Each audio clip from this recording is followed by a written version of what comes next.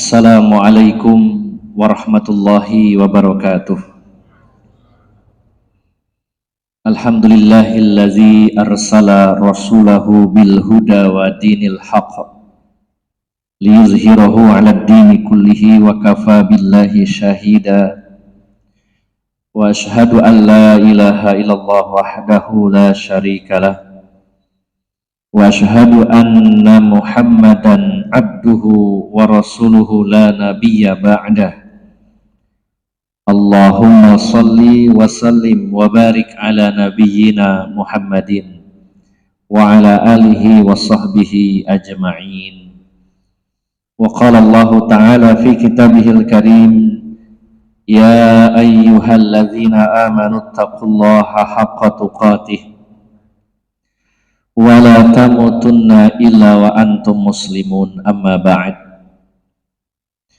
Para alim ulama, para ustadz, para sesepuh yang senantiasa saya hormati dan saya muliakan, bapak-bapak dan ibu-ibu, saudara-saudari jamaah Masjid Al-Mujahidin yang dirahmati Allah Subhanahu wa ta'ala. Alhamdulillah, kita sangat bersyukur kepada Allah Subhanahu wa ta'ala.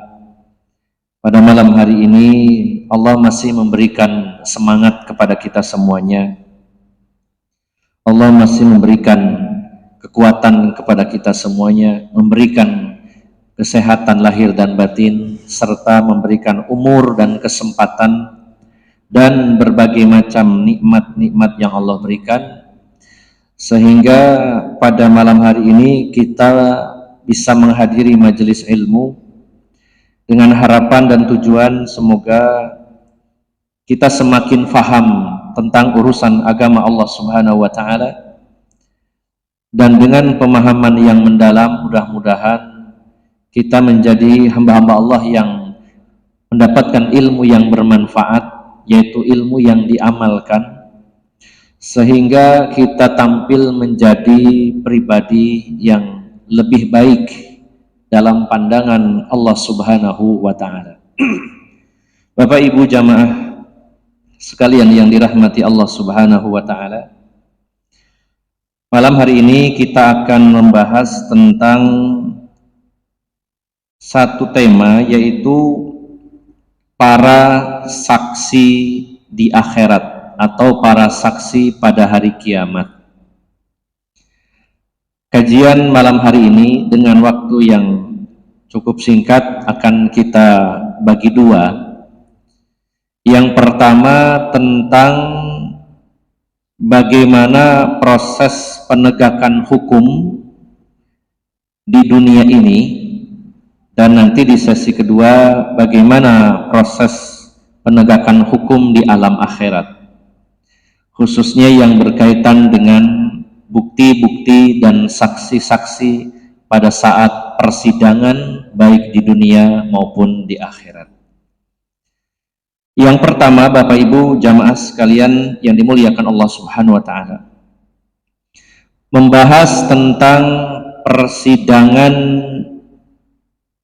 yang terjadi di dunia ini, tentunya bagaimana berdasarkan Al-Quran dan hadis-hadis Nabi yang sahih, bukan berdasarkan hukum yang selainnya. Adapun pembahasan proses persidangan berdasarkan hukum yang berlaku di negeri ini, saya bukan pakarnya dan juga bukan ranah saya. Mungkin para pengacara atau para penegak hukum atau mungkin sarjana-sarjana hukum yang lebih kompeten membahas masalah ini. Adapun saya akan membahas tentang bagaimana proses hukum yang terjadi di dunia ini ketika ada sengketa atau ada kasus-kasus pidana maupun perdata yang dibawa ke mahkamah Islam atau dibawa kepada qadhi atau hakim yang memutuskan.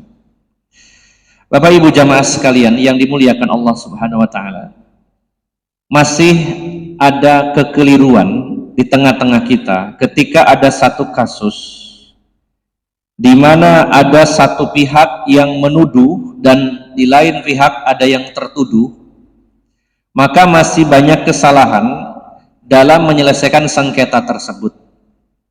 Salah satu bentuk kekeliruan dan kesalahan itu adalah ketika terjadi sengketa, ada dua kubu, yang satu menuduh dan yang satu tertuduh, maka seringkali diakhiri dengan adanya mubahalah. Ada kasus misalkan sengketa masalah uang, masalah bisnis, atau mungkin masalah yang berkaitan dengan tindak pidana seperti pencurian atau penipuan. Ada yang menuduh dan yang tertuduh. Kemudian salah satu atau keduanya bersepakat untuk melakukan mubahalah. Kita sering mendengar kata bahlul, artinya bodoh. Secara bahasa mubahalah artinya saling membodohkan. Tapi yang dimaksud adalah saling melaknat antara dua kubu yang bersengketa, antara penuduh dengan yang tertuduh, saling melaknat. Siapa di antara mereka yang salah akan mendapatkan azab Allah misalkan, atau siapa yang bersalah di antara keduanya setelah bersumpah akan mati duluan misalkan. Jadi sempat ada kasus tentang kerjasama antara seorang atau beberapa pemodal dengan pelaku bisnis. Kemudian para pemilik modal menuduh bahwa pelaku bisnis ini telah menyelewengkan dana atau modal, sementara pelaku bisnis mengatakan tidak, semuanya jelas ada laporannya. Maka ketika tidak ada titik temu, lalu saling menantang, bagaimana kalau kita mubahalah. Bahkan baru 2 hari yang lalu saya dan teman-teman menyelesaikan kasus pencemaran nama baik, fitnah, sehingga korban namanya jadi tercemar. Namun pelaku ketika kita sidang mengajak untuk mubahalah, bahwa saya tidak melakukannya. Maka Bapak Ibu jamaah sekalian, mubahalah dilakukan sebenarnya dalam kasus-kasus besar, dan ini berkaitan dengan masalah agama, berkaitan dengan masalah akidah, berkaitan dengan masalah pemahaman. Rasulullah SAW dulu pernah menantang mubahalah orang-orang Yahudi, bahkan mengajak keluarga Rasulullah, dan orang Yahudi diminta untuk mengajak keluarga mereka untuk melakukan mubahalah. Siapa di antara dua kubu, antara Rasulullah dengan para pendeta Yahudi, mana yang benar? Maka ditantanglah untuk mubahalah. Ini perkara yang besar, urusan agama. Juga pernah terjadi mubahalah antara Syekh Tisri dengan pendiri Ahmadiyah, yaitu Mirza Ghulam Ahmad.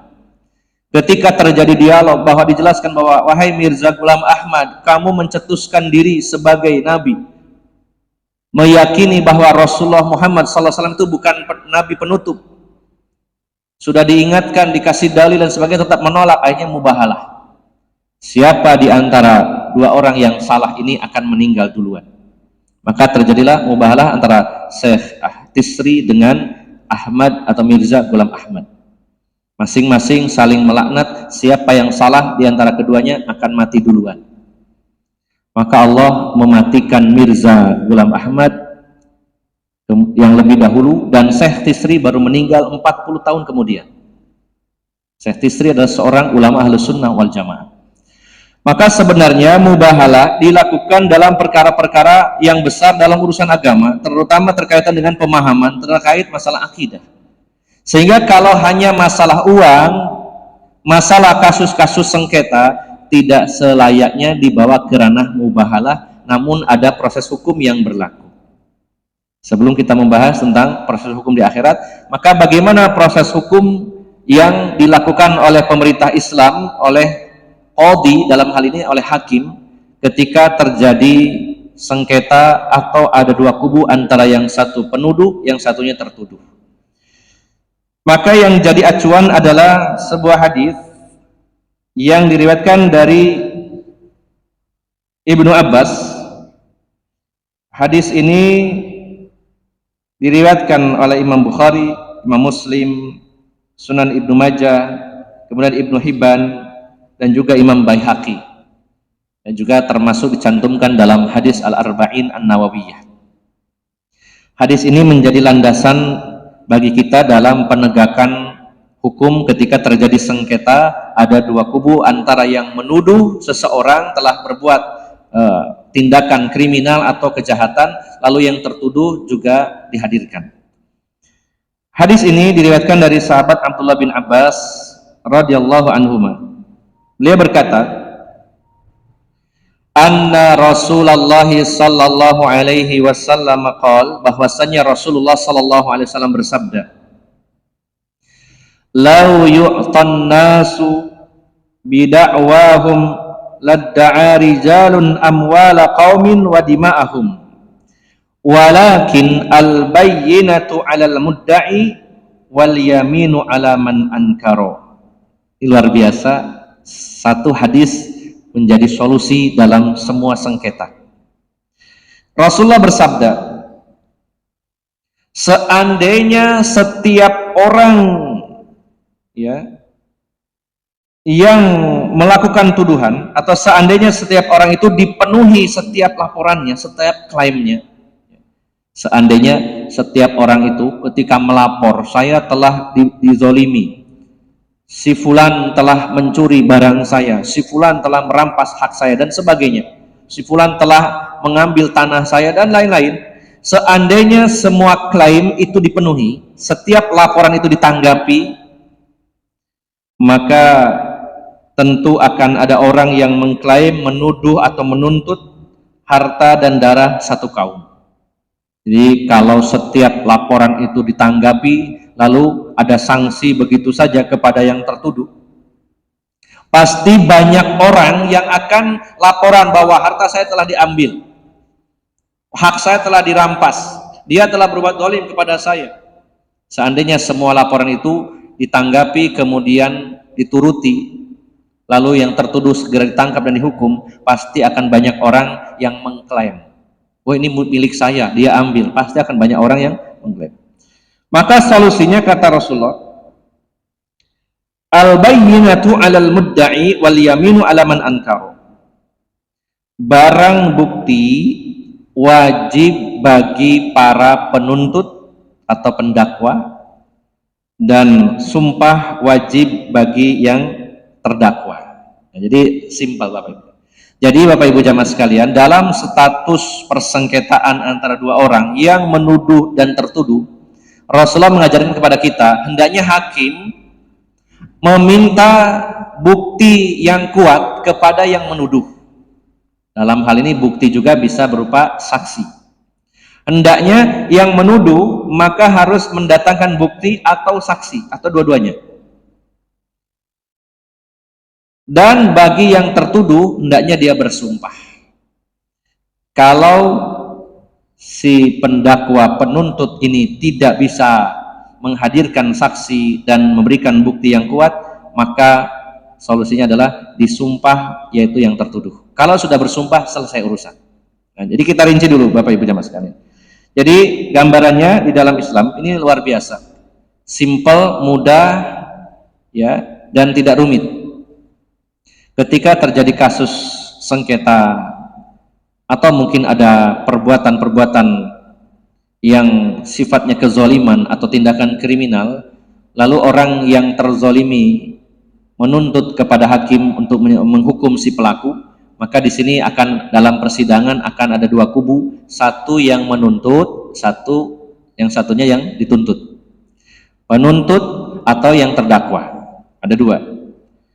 Maka ada beberapa kategori di dalam Islam yang antara satu kasus dengan kasus lainnya berbeda.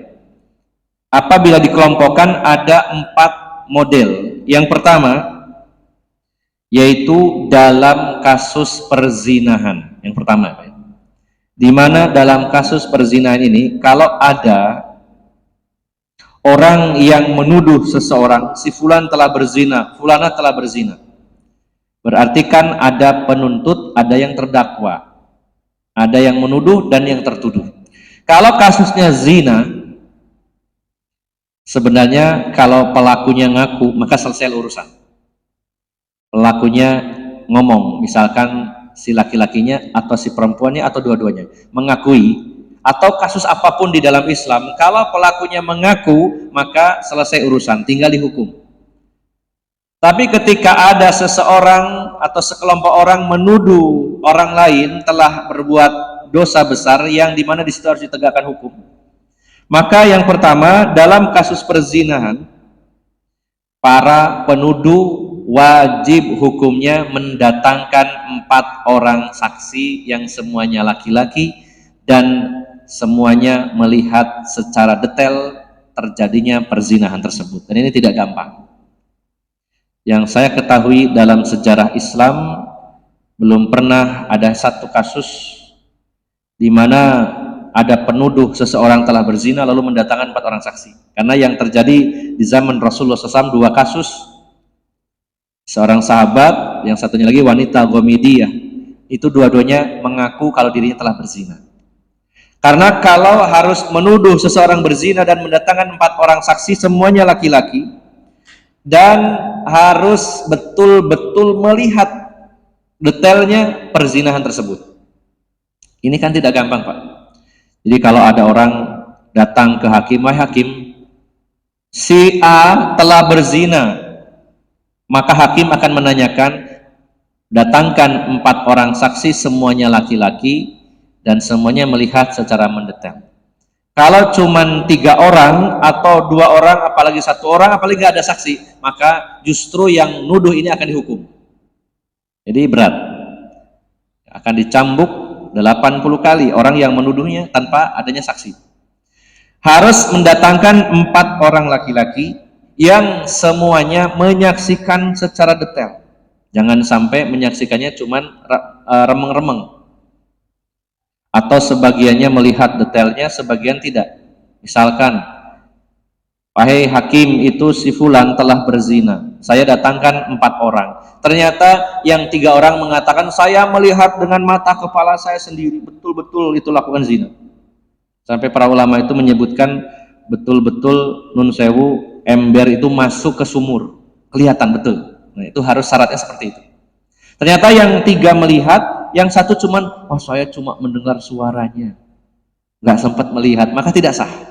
Hanya mendengar suaranya, harus lihat betul. Ini berdasarkan firman Allah Subhanahu wa taala, di antaranya dalam surat An-Nisa ayat 15. Surat An-Nisa ayat 15. Allah berfirman, wallati ya'tinal fahishata min nisaikum fastashhidu alaihinna arba'atam minkum. Dan para perempuan yang melakukan perbuatan keji yaitu zina di antara perempuan-perempuan kamu, hendaklah terhadap mereka ada 4 orang saksi di antara kamu yang menyaksikannya. 4 orang saksi. Dan juga dalam surat An-Nur ayat 4. Surat 24 ayat 4. Walladzina yarmunal muhsanati tsumma lam ya'tu bi arba'ati syuhada fajliduhum tsamanina jaldah wa la taqbalu lahum syahadatan abada wa ulaika humul fasiqun. Berat sekali. Dan orang-orang yang menuduh perempuan-perempuan yang baik telah berzina, sementara mereka tidak bisa mendatangkan 4 orang saksi. Orang-orang yang menuduh para wanita baik-baik telah berzina tanpa bisa mendatangkan 4 orang saksi laki-laki, maka cambuklah mereka 80 kali cambuk, justru dihukum. Ya. Dan janganlah kamu terima kesaksian mereka selama-lamanya. Mereka adalah orang-orang yang fasik. Jadi jangan gampang-gampang nuduh orang berzina. Berat hukumannya dalam Islam. Kalau hukum Islam ini diterapkan, kalau ada orang menuduh seseorang berzina, tidak bisa mendatangkan 4 orang laki-laki sebagai saksi, maka justru yang menuduh tadi harus didera, yaitu dicambuk 80 kali, dan kesaksiannya tidak akan diterima selama-lamanya. Jadi dalam kasus zina, maka penuduh harus bisa mendatangkan 4 orang saksi, semuanya laki-laki, dan melihat secara detail proses terjadinya perzinahan tersebut. Kalau tidak terpenuhi itu, maka yang dituduh bebas. Justru yang menuduh akan dicambuk 80 kali. Ini kategori yang pertama.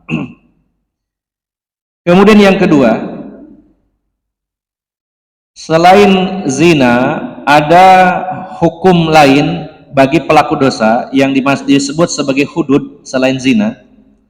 Di antaranya dalam kasus pembunuhan, mencuri, minum khamr, ya, dan lain-lainnya, di mana perbuatan-perbuatan dosa ini ada hududnya, ada hukumannya oleh pemerintah Islam.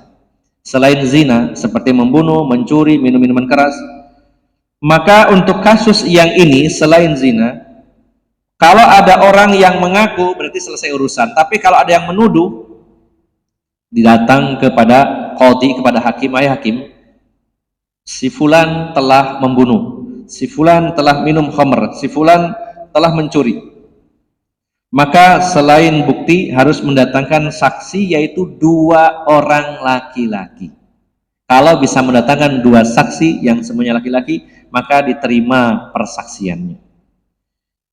Sebagaimana Allah berfirman dalam surat At-Talaq ayat 2, wa ashhidu dawai adli minkum wa aqimus syahadata lillah. Dan persaksikanlah dengan 2 orang saksi yang adil di antara kamu, dan hendaklah kamu tegakkan kesaksian itu karena Allah. Ada tambahan satu pendapat, antaranya pendapat Imam Asy-Syafi'i rahimahullah, bahwa mendatangkan 2 saksi itu bukan hanya dalam kasus hudud, penegakan hukum bagi kasus pelaku dosa besar seperti mencuri, membunuh, meminum khamr, tapi juga berlaku dalam hukum yang lain, contohnya dalam kasus pernikahan dan juga perceraian dan juga talak. Kalau nikah jelas ya Pak, biasa pasti pakai 2 orang saksi, dua-duanya laki-laki. Tapi Imam Asy-Syafi'i berpendapat juga dalam kasus talak atau juga rujuk harus ada 2 orang saksi. Ini satu pendapat saja. Namun yang pasti adalah dalam kasus kriminal atau perbuatan dosa besar yang dijatuhi hudud selain zina harus mendatangkan 2 orang saksi. Kalau tidak bisa, tidak akan diurus oleh hakim yang bersangkutan dalam hukum Islam. Nah, yang ketiga, dalam kasus jual beli, hutang piutang, pinjam meminjam, sewa menyewa dan semisalnya, maka saksi yang dihadirkan adalah 2 laki-laki atau 1 laki-laki 2 perempuan. Kalau yang kategori kedua, dua-duanya harus laki-laki. Kalau ini boleh 1 laki-laki ditambah 2 perempuan. Itu dalam kasus pinjam meminjam, sewa menyewa, ya, jual beli dan transaksi-transaksi lainnya. Boleh dengan 1 laki-laki dan 2 wanita, atau kalau dua-duanya laki-laki lebih baik. Dan yang terakhir yaitu kesaksian pada perkara-perkara di mana tidak diketahui oleh kaum laki-laki. Ada perkara-perkara yang justru kalau laki-laki tidak tahu menahu tentang itu. Seperti dalam kasus kelahiran, penyusuan, nun sewu, keperawanan dan lain-lain ini, maka saksinya justru harus wanita. Kelahiran, sepersusuan, ya, termasuk juga orang ini perawan atau tidak, ini laki-laki tidak mungkin kita akan utaati masalah ini. Tapi ini khusus wanita. Sebagaimana dalam satu riwayat, ya, Uqbah bin Al-Harith pernah menikahi seorang wanita. Ini seorang sahabat bernama Uqbah bin Al-Harith. Beliau pernah menikahi seorang wanita. Kemudian tiba-tiba datang seorang wanita hitam, maksudnya wanita berkulit hitam. Wanita ini mengatakan, sesungguhnya kalian berdua pernah saya susui. Jadi kamu dan istrimu yang sudah kamu nikahi itu sudah pernah saya susui waktu kecil dulu, sehingga kamu adalah mahram, tidak boleh. Maka hal ini dilaporkan kepada Rasulullah, ya Rasulullah, saya menikahi seorang wanita, kemudian ada wanita hitam mendatangi saya dan mengatakan bahwa istri saya ini adalah mahram saya sepersusuan, dan saya yakin wanita ini dusta. Maka Rasulullah SAW berpaling dari, ya, Uqbah bin Al-Harith ini, sampai Uqbah ini lari ke hadapan Rasulullah beberapa kali. Rasulullah memalingkan mukanya, menunjukkan Rasulullah tidak senang, ya. Dan Rasulullah SAW akhirnya menegaskan bahwa, ya, dia telah menyusui kalian berdua maka tinggalkanlah wanita itu dan nikahi wanita yang lain. Dia telah mengatakan dan bersaksi bahwa kalian berdua disusui oleh dia, maka persaksiannya diterima. Maka ceraikan istrimu karena ini bukan ini adalah mahram, tidak sah, dan nikahilah wanita lain. Maka akhirnya diceraikan oleh Uqbah ini dan menikahi wanita yang lain. Jadi Bapak Ibu jamaah sekalian, ini secara global dalam kasus harusnya mendatangkan saksi itu ada 4 kategori. Yang pertama untuk kasus zina harus 4 orang saksi semuanya laki-laki. Yang kedua, dalam kasus perbuatan dosa yang ada hudud, ada hukumannya selain zina seperti mencuri, membunuh, kemudian berjudi atau minum khamr dan lain-lainnya, maka harus ada 2 orang saksi, dua-duanya laki-laki. Adapun kasus jual beli, pinjam meminjam, sewa menyewa, maka boleh 1 laki-laki dan 2 wanita. Kalau dua-duanya laki-laki lebih baik. Dan bolehlah saksi dari kalangan wanita kalau yang berkaitan dengan urusan-urusan wanita seperti persusuan, kegadisan dan lain-lainnya. Ini secara umum. Kita kembali kepada hadis Nabi sallallahu alaihi wasallam, Bapak Ibu jamaah sekalian. Kalau terjadi sengketa antara 2 orang, satu menuduh, yang satu tertuduh, maka langkah yang harus diambil oleh hakim adalah menanyakan kepada yang tertuduh. Yang tertuduh dulu ditanya. Saya sebut saja gambarannya, A menuduh si B. Maka hakim menanyakan kepada B, apa benar kamu melakukannya? Misalkan si A mengatakan, wahai hakim, si B telah mengambil harta saya. Si B telah mengambil harta saya. Maka hakim akan bertanya kepada B, apa betul kamu mengambilnya? Kalau si B mengaku, iya saya mengambilnya, selesai hukum. Berarti dia dihukum. Tapi masalah yang timbul adalah ketika si B mengingkarinya, saya tidak mencurinya, saya tidak mengambilnya. Maka langkah kedua, setelah menanyakan kepada tertuduh, maka hakim akan bertanya kepada penuduh, adakah barang bukti atau saksi? Di mana kasusnya tadi seperti apa dulu? Kalau zina harus 4 orang, kalau mencuri 2 orang, dan kasus-kasus seterusnya. Ada rumus yang tadi kita pakai. Misalkan ini mencuri, maka datangkan 2 orang saksi laki-laki dan 2 orang ini harus bersaksi di hadapan majelis hakim, di hadapan sidang, bersaksi bahwa betul-betul dia melihat si B ini melakukan tindakan pencurian. Dua-duanya harus bersumpah dan melihat kejadian itu. Maka kalau ada 2 saksi yang melihat kejadian itu atau ada barang bukti, maka dianggap si penuduh ini yang dimenangkan dalam persidangan ini dan si tertuduh yang dikalahkan, akan dihukum. Namun masalahnya lagi adalah ketika penuduh tidak mampu memberikan bukti yang kuat atau saksi, dia hanya menuduh saja. Oh ini si ini pencuri, si B mencuri harta saya, mana buktinya? Nggak ada, saksinya nggak ada.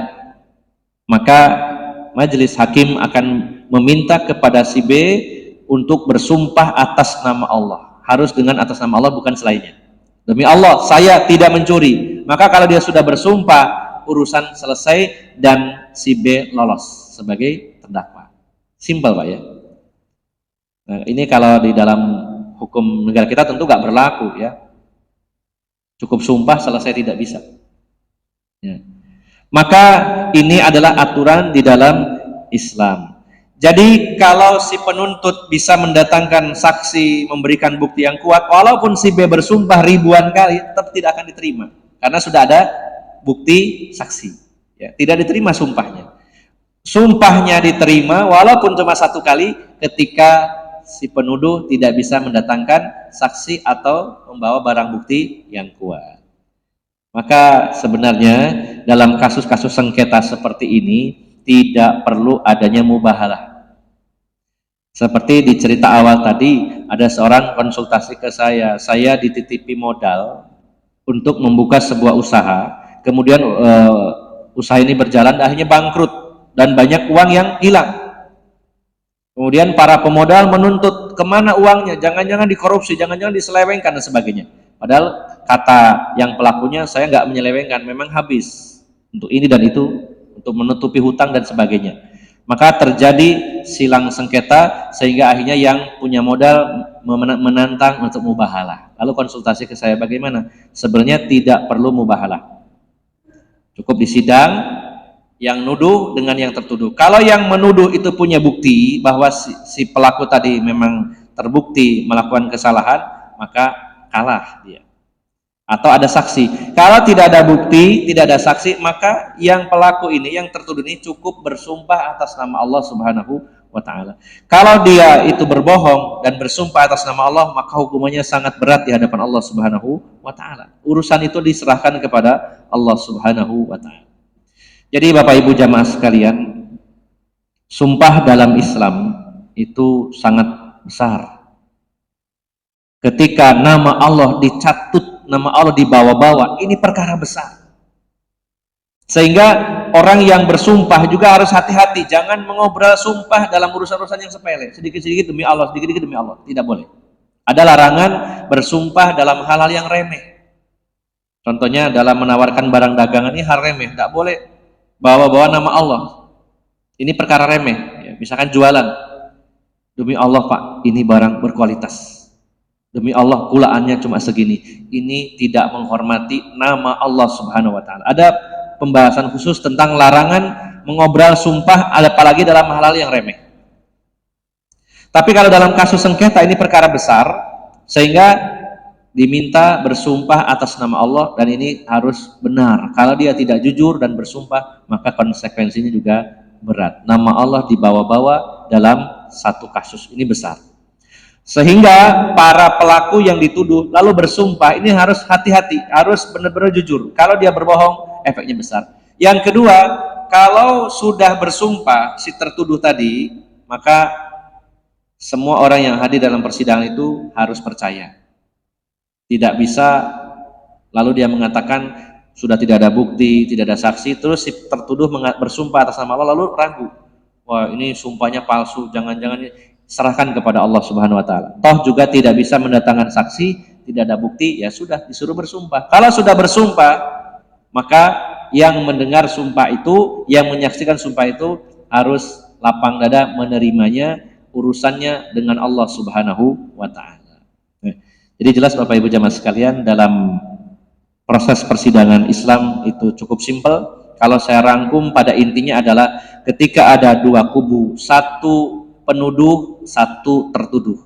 Maka kalau yang tertuduh mengaku kesalahannya, selesai kasusnya. Sidang ditutup dan dihukum. Tapi ketika si tertuduh mengingkarinya, maka si penuduh harus bisa mendatangkan bukti yang kuat atau saksi-saksi. Ketika tidak ada saksi, tidak ada bukti, maka yang tertuduh diminta bersumpah atas nama Allah dan sidang ditutup sehingga selesai, tidak ada kasus lagi. Kasus ditutup. Ini adalah persidangan di dunia. Maka Bapak Ibu jamaah sekalian, persidangan di dunia sangat sulit bagi kita untuk mengetahui sesungguhnya mana yang benar, mana yang salah. Mungkin kalau kasus itu memang bukti kuat, ada saksi, bisa jadi kita menganggap itu yang benar, tapi sebenarnya belum tentu 100%. Kenapa? Karena bisa jadi saksi juga bersaksi palsu. Ada kemungkinan. Kalaupun mendatangkan dua orang saksi, bisa saja yang jadi saksi bersumpah atas nama Allah dan dia bersaksi palsu, sehingga kebenaran menjadi samar bagi kita. Ini di dunia. Sehingga bisa jadi yang salah dibenarkan, yang benar disalahkan. Ini sangat mungkin ketika di dunia ini.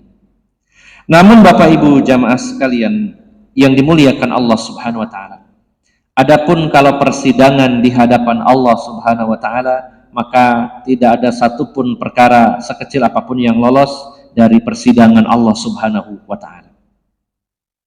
Maka dalam persidangan di hadapan Allah Subhanahu wa taala ada beberapa saksi yang akan Allah jadikan sebagai barang bukti dan saksi atas kita semuanya. Di antaranya Bapak Ibu jamaah sekalian, kalau lisan kita walaupun di akhirat itu akan bisa berbohong. Orang-orang kafir, orang-orang musyrik, orang-orang munafik ketika disidang oleh Allah Subhanahu wa taala, lisannya bisa mengingkari, bisa berbohong walaupun di akhirat, apalagi dengan kondisi yang sangat mengerikan. Maka orang mencari jalan selamat dengan berbohong? Bukankah Rasulullah SAW pernah menangis ketika Ibnu Mas'ud membacakan ayat, di mana isi ayat itu adalah tentang dijadikannya Rasulullah sebagai saksi, ya, pada hari kiamat nanti. Jadi kalau dijelaskan dalam riwayat, dalam hadis, bahwa nanti itu Allah akan menyidang kaum Nabi Nuh yang ditenggelamkan oleh Allah Subhanahu wa Ta'ala.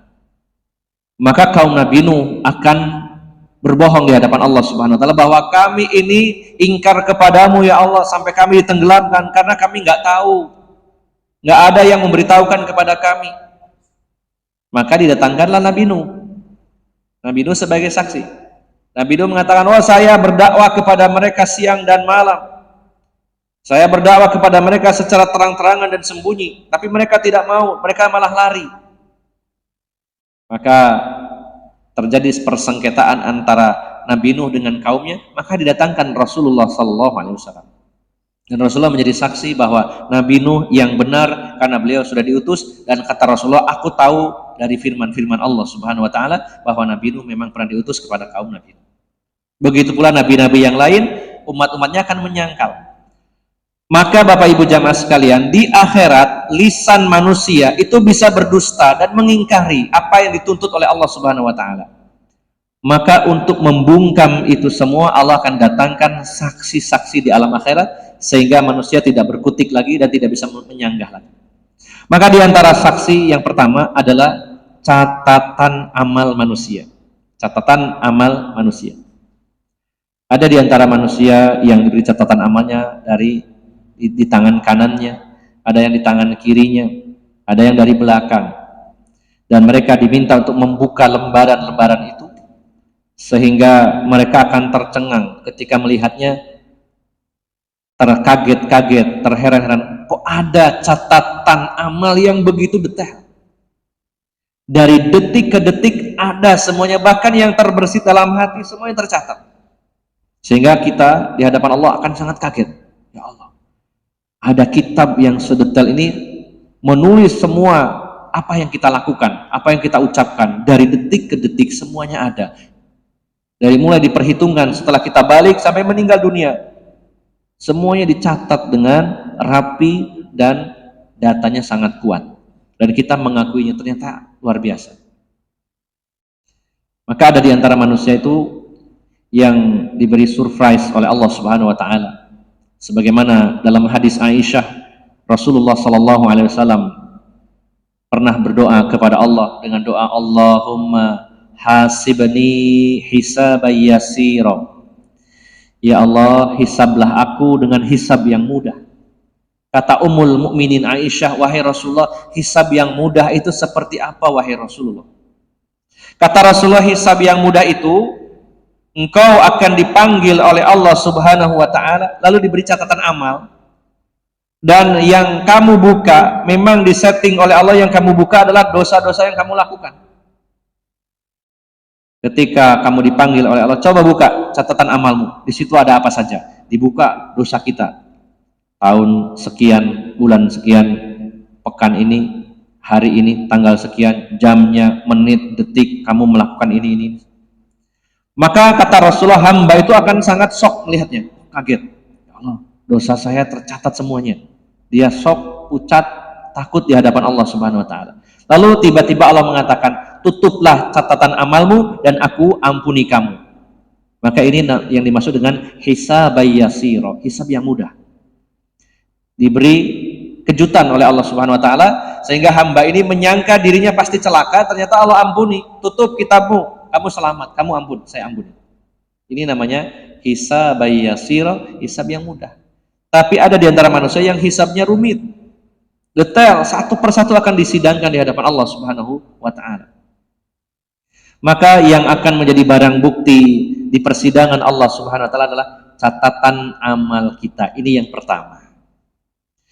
Kemudian Bapak Ibu jamaah sekalian, berikutnya yang akan menjadi saksi, ini berdasarkan firman Allah Subhanahu wa Ta'ala, yaitu di dalam surat Yasin, sering kita baca. Surat Yasin ayat yang ke-65.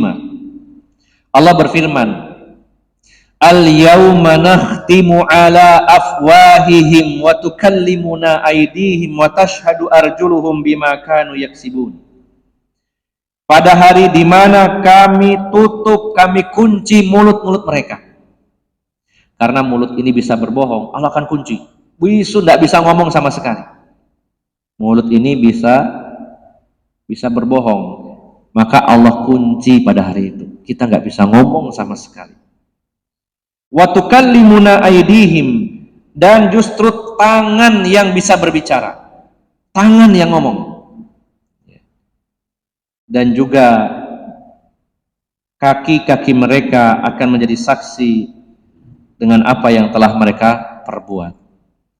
Selain barang bukti berupa catatan amal ketika disidang di hadapan Allah, maka mulut-mulut kita akan terkunci, tidak bisa berbicara lagi. Dan tangan akan berbicara, kaki akan menjadi saksi dengan apa yang kita lakukan. Kemudian juga sebagai tambahan dengan ayat yang senada bisa kita jumpai dalam surat, yaitu surat Fussilat, surat 41. Bisa kita buka di surat Fussilat surat 41, yaitu Allah berfirman,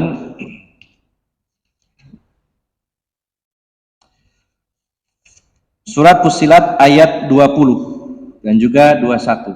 Allah Subhanahu wa taala berfirman, hatta idza ma ja'uha syahida 'alaihim sam'uhum wa absaruhum wa juluduhum bima kanu ya'malun. Sehingga apabila mereka sampai ke dalam neraka, maka akan menjadi saksi atas mereka, yaitu pendengaran mereka, kemudian juga mata mereka, dan juga kulit-kulit mereka dengan apa yang telah mereka perbuat. Jadi tambahannya adalah yang akan menjadi saksi selain catatan amal, juga tangan, kaki, termasuk kulit kita. Dan Allah Subhanahu wa taala zat yang maha mampu menjadikan apapun bisa berbicara. Bahkan salah satu tanda kiamat ketika ada dalam hadis-hadis yang sahih dalam kitab Asyratus Sa'ah dibahas ketika di zaman Rasulullah SAW pernah terjadi seorang penggembala yang salah satu kambingnya diambil serigala. Kemudian direbut kembali oleh penggembalanya, lalu serigala itu tiba-tiba naik ke tempat yang tinggi dan bisa berbicara. Berbicara seperti layaknya manusia. Dia mengatakan, engkau telah merebut rezeki yang Allah berikan kepada saya. Itu disampaikan kepada Rasulullah SAW bahwa itu adalah salah satu tanda kiamat ketika ada hewan bisa berbicara. Jadi dalam Islam kita harus meyakini apapun yang ketika Allah perintahkan bisa berbicara, pasti bisa berbicara. Maka ketika kulit kita itu berbicara, maka orang-orang akan protes. Wa qalu li juludihim lima syahidtum alaina. Mereka akan berkata, khususnya orang-orang kafir yang ketika kulit-kulit mereka menjadi saksi, mereka mengatakan wa qalu li juludihim lima syahidtum alaina. Mereka berkata kepada kulit-kulit mereka, kenapa kalian bisa menjadi saksi? Maka kulit ini akan mengatakan, qalu antaqanallahu alladzi antaqa kulla syai'i wa huwa khalaqakum awwala marrah wa ilaihi turja'un. Mereka akan berkata, kulit akan berkata, yang menjadikan kami dapat berbicara adalah Allah, zat yang bisa membuat berbicara semuanya, kulla syai'. Kami bisa bicara, kata kulit, karena kami diberi kemampuan oleh Allah, zat yang maha bisa menjadikan segala apapun bisa berbicara. Bukan hanya kulit saja, kalau Allah menghendaki semuanya bisa berbicara. Jadi jangan kaget kalau kulitmu itu bisa berbicara. Maka Bapak Ibu jamaah sekalian yang dimuliakan Allah Subhanahu wa taala, pada hari kiamat saat kita disidang, yang menjadi barang bukti adalah catatan amal, rekaman kita selama hidup ini yang direkod secara sempurna, secara lengkap. Kemudian tangan, kaki, dan kulit kita akan menjadi saksi di hadapan Allah Subhanahu wa Ta'ala.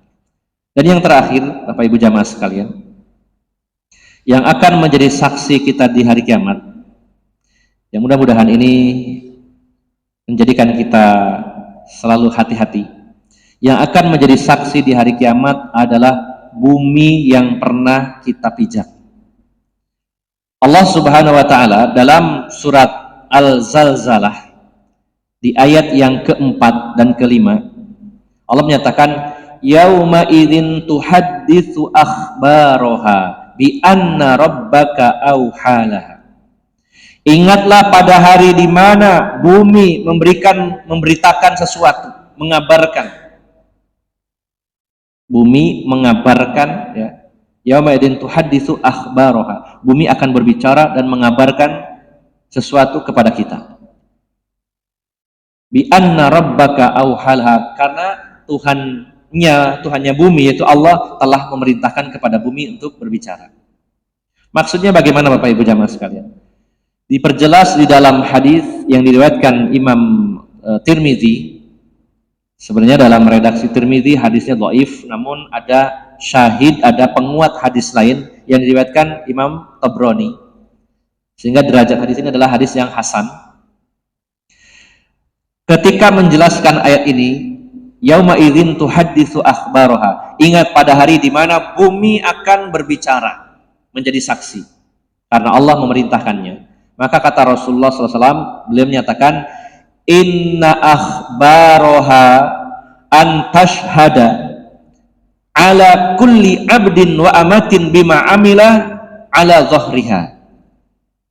Kata Rasulullah SAW, bahwasanya bumi akan mengabarkan dan bersaksi kepada setiap hamba, yang laki maupun perempuan, tentang apa yang telah dia perbuat di atas punggung bumi, yaitu di permukaan bumi.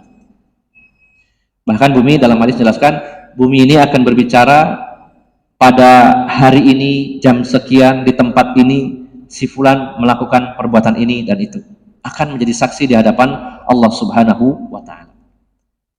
Jadi yang dimaksud bumi akan mengabarkan segalanya di hadapan Allah nanti, di hadapan kita, adalah bumi akan menjadi saksi untuk setiap hamba yang laki maupun perempuan, bima amila ala dhahriha, dengan apa saja yang kita amalkan di atas punggung bumi ini, di atas permukaan bumi ini.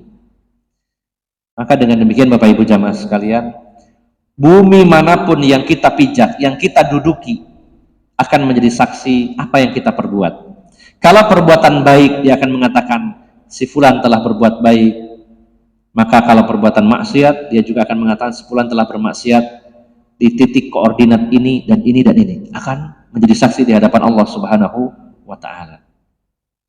Maka Rasulullah SAW menganjurkan kepada kita untuk memperbanyak tempat-tempat kebaikan, karena tempat-tempat itu akan menjadi saksi di hadapan Allah Subhanahu wa Ta'ala. Sampai ada salah satu sunnah adalah ketika kita melakukan sholat sunnah, diusahakan di tempat yang berbeda. Misalkan sholat wajibnya di sini, sholat sunnahnya di rumah, sehingga memperbanyak tempat di mana kita berbuat baik. Dan kita sering berkeliling dunia dalam rangka melakukan ketaatan kepada Allah, sehingga semakin banyak tempat yang kita kunjungi di mana kita berbuat baik. Maka tidak mengapa kita melakukan satu perjalanan asal dalam rangka ketaatan kepada Allah untuk memperbanyak tempat-tempat yang kita lalui. Makanya Rasulullah sendiri sangat menyukai ketika Hari Raya Idul Fitri berangkat dan pulangnya dengan rute yang berbeda. Maka Bapak Ibu jamaah sekalian yang dimuliakan Allah Subhanahu wa Ta'ala, ketika kita malam hari ini duduk di masjid ini dalam rangka melakukan kebaikan, berada di majelis ilmu, maka bumi yang kita duduki ini nanti di akhirat akan menjadi saksi di hadapan Allah Subhanahu wa Ta'ala bahwa pada hari ini tanggal sekian, jam sekian, si fulan telah melakukan ketaatan. Begitu pula ketika maksiat yang kita lakukan, maka bumi akan mengatakannya bahwa si fulan pada hari ini jam sekian, menit sekian melakukan maksiat ini dan itu. Maka inilah Bapak Ibu jamaah sekalian, para saksi yang akan dihadirkan di dalam persidangan kita di hari kiamat, yaitu yang pertama kitab catatan amal kita, yang kedua yaitu kaki, tangan, dan juga kulit kita, kemudian yang ketiga adalah bumi yang kita pijak, yang kita duduki. Semua itu akan menjadi saksi di hadapan Allah Subhanahu wa Ta'ala.